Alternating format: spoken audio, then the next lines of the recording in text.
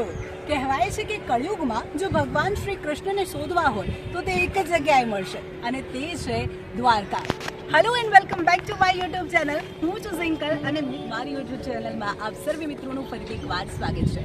મિત્રો, આજે આપણે જવાનું છે દેવભૂમિ દ્વારકા, દ્વારકાધીશના દર્શન કરવા માટે.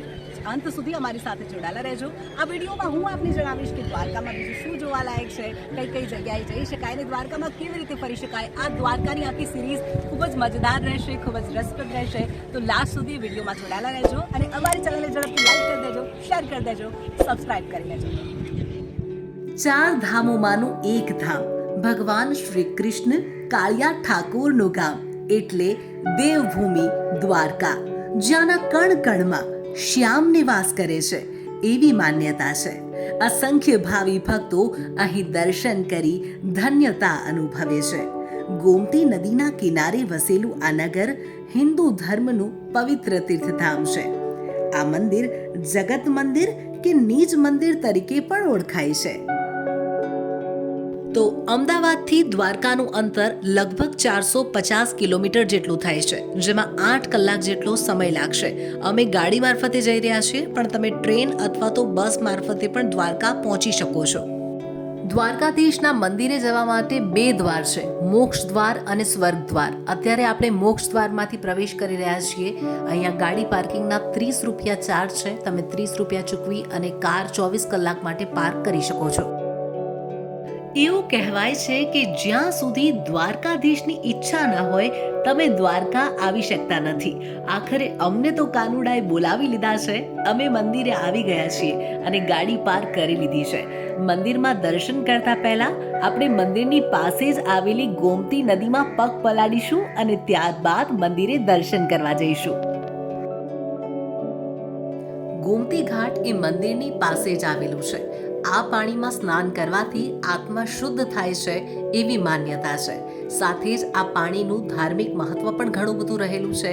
એટલે લોકો મંદિરમાં દર્શન કરવા આવે તે પહેલા ગોમતી ઘાટમાં પગ પલાળે છે અને ત્યારબાદ જ મંદિરમાં દર્શન કરવા માટે જાય છે. તો આપણે ગોમતી નદીમાં પગ પલાળી લીધા છે અને અહીંયાથી તમને સુદામા સેતુ પણ જોવા મળશે, જે પાછળ દેખાઈ રહ્યો છે, અને મંદિર પણ જોવા મળશે. તમે એ તો જાણતા જ હશો કે ભગવાન શ્રી કૃષ્ણનો સંબંધ ગાયો સાથે કેવો હતો, એટલે તમને અહીંયા દ્વારકા નગરીમાં ઘણી બધી ગાયો પણ જોવા મળશે. તો ગાય માતાને થોડું ઘાસ ખવડાવી શકીએ છીએ. સાથે અહીંયા તમને ઘણી બધી મહિલાઓ છે કે જે તિલક કરી આપશે. માત્ર 10 રૂપિયા લઈ અને કપાળમાં સુંદર મજાનું રાધે રાધે લખી આપશે. તો તમે તિલક પણ કરાવી શકો છો. અમે બધાએ રાધે રાધે લખાવી દીધું અને ભગવાન શ્રી કૃષ્ણનું નામ લઈ અને મંદિરમાં હવે દર્શન કરવા માટે જઈ રહ્યા છીએ. દ્વારકામાં એક અલગ જ પ્રકારનો ઉત્સાહ અને આસ્થા જોવા મળે છે, કારણ કે ભગવાન શ્રી કૃષ્ણ એક સમય અહીં રહેતા હતા. શ્રીમદ ભાગવત અને મહાભારતમાં પણ દ્વારકા નગરીનો ઉલ્લેખ જોવા મળે છે. શ્રી કૃષ્ણના જીવનની ઘણી બધી મહત્વની ઘટનાઓ દ્વારિકા નગરીમાં બની હતી અને એટલે જ એ વાતથી જ ખુશી મળે છે કે ક્યારેક ભગવાન શ્રી કૃષ્ણ અહીં રહેતા હતા અને ત્યાં આવવાનું સૌભાગ્ય અમને મળ્યું છે. વહાલા કાનુડાના દર્શન કરવાનું સૌભાગ્ય મળ્યું છે. અહીંના બજારની જો વાત કરવામાં આવે તો ભગવાન શ્રી કૃષ્ણને લગતી તમામ વસ્તુઓ આ બજારમાં મળતી જોવા મળે છે, જેમાં નાના બાળકોને કાનુડો બનાવી શકો તેવા વસ્ત્રો, આ સાથે જેના ઘરમાં બાલ ગોપાલ હોય તો તેમને પહેરાવી શકે તે માટે લાલાના વસ્ત્રો અહીંયા મળે છે. જુદા જુદા જબ્બા મળે છે કે જેના પર રાધે રાધે અને જય શ્રી કૃષ્ણ લખેલું છે. મોર પીંછની બનેલી ઘણી બધી વસ્તુઓ છે.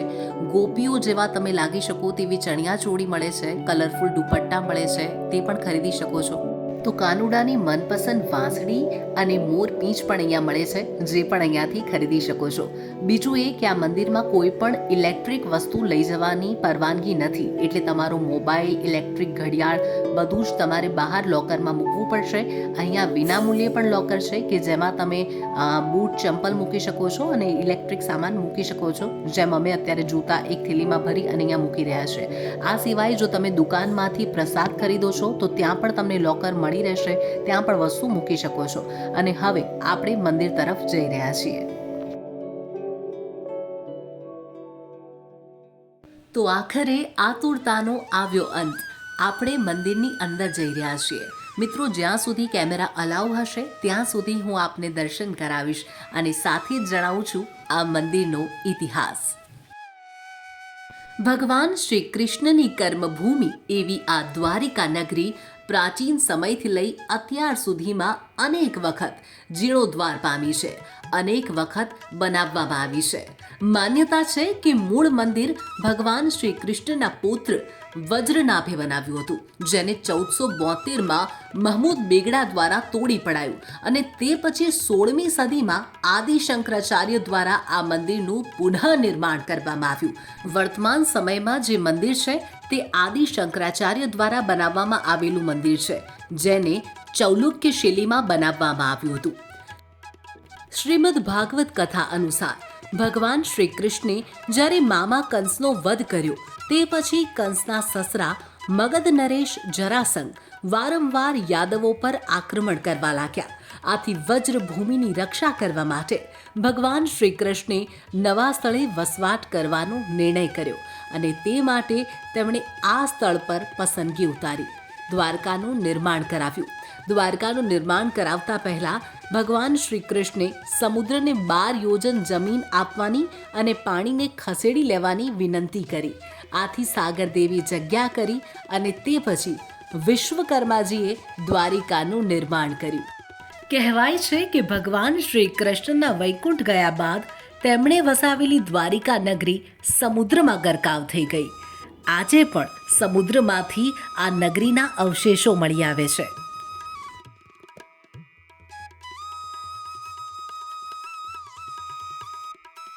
5 માળનું ખૂબ જ સુંદર કોતરણીવાળું આ મંદિર 60 થાંભલાઓ પર ઊભું કરાયેલું છે. હવે હું મંદિરની અંદર પ્રવેશ કરી રહી છું. આપ પણ યુટ્યુબના માધ્યમથી દર્શન કરો દ્વારકાધીશ, બાલગોપાલ, ગિરધર, માખણચોર, કાન્હા, જગન્નાથના. આશા રાખીએ કે કેશવ, નંદગોપાલ, મુરલીધર, માધવ, મધુસૂદન આપના તમામ દુઃખ દર્દ દૂર કરે અને આપ તમામ દર્શક મિત્રોના જીવનમાં સુખાકારી ભરી દે. તો મિત્રો, મંદિરમાં દર્શન કરી અને હવે આપણે બહાર આવી ગયા છીએ.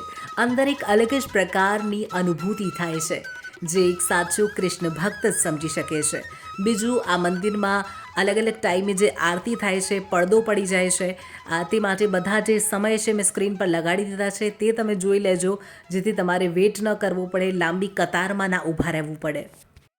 આ મંદિરની ઉપર લગાવેલા ધ્વજ પર તમને સૂર્ય અને ચંદ્રના નિશાન જોવા મળશે, જે એવું દર્શાવે છે કે પૃથ્વી પર જ્યાં સુધી સૂર્ય અને ચંદ્ર રહેશે ત્યાં સુધી શ્રી કૃષ્ણ પણ રહેશે.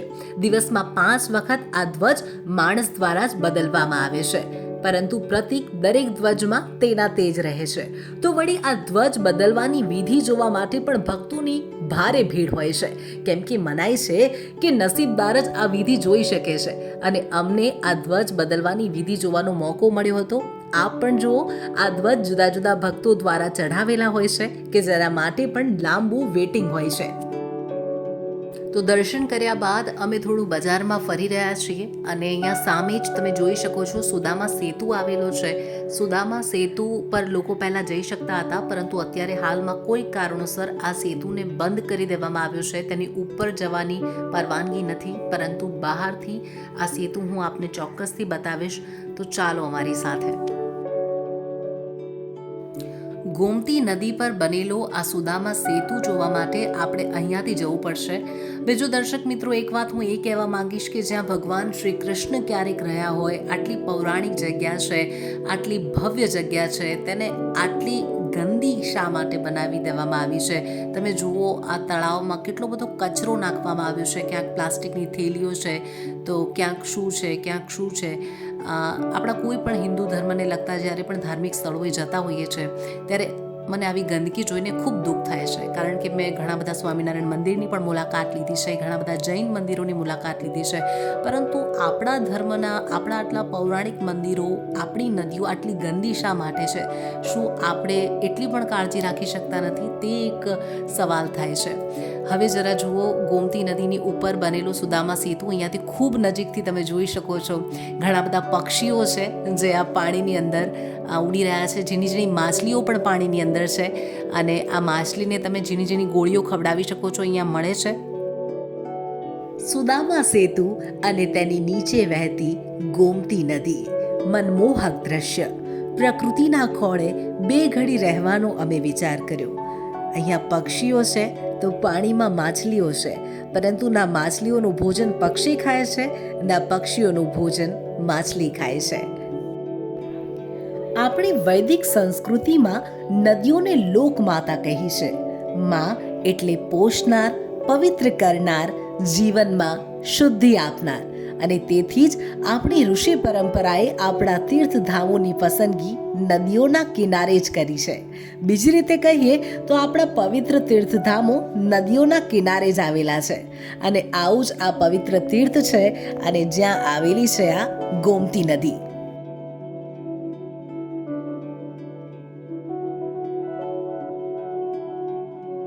ગોમતી નદી એ ગંગા નદીની જ ઉપનદી છે. હિન્દુ માન્યતા અનુસાર આ નદી ઋષિ વશિષ્ઠની પુત્રી છે અને કહેવાય છે કે ગંગા નદીની જેમ જ ગોમતી નદીમાં પણ સ્નાન કરવાથી તમામ પાપો ધોવાઈ શકે છે.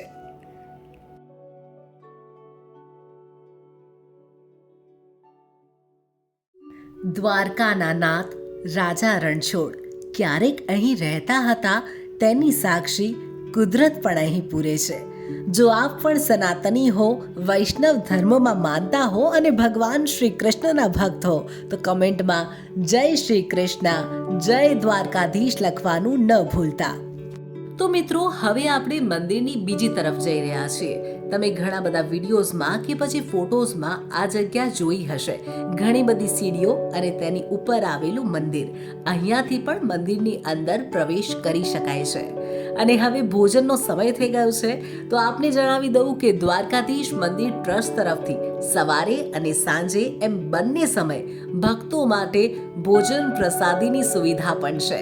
જી હા, બંને સમયે વિના મૂલ્યે અહીં ભોજનની સુવિધા છે. તો ભોજનાલયની અંદર આપણે આવી ગયા છીએ. સ્ક્રીન પર મેં સમય લગાડી દીધો છે, તે તમે જોઈ લેજો.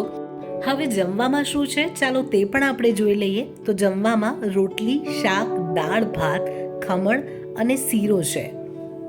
તો અહીંયા તમે શુદ્ધ સાત્વિક અને ઘર જેવા ભોજનનો આનંદ લઈ શકો છો. તો મિત્રો, દ્વારકા સિરીઝનો પાર્ટ 1 અહીંયા પૂર્ણ થાય છે. પરંતુ આ તો માત્ર એક ભાગ હતો. હજુ તો દ્વારકામાં બીજું ઘણું બધું જોવાલાયક છે અને તે મારા આગળના વિડીયોમાં આપને જોવા મળશે. તો stay tune and keep watching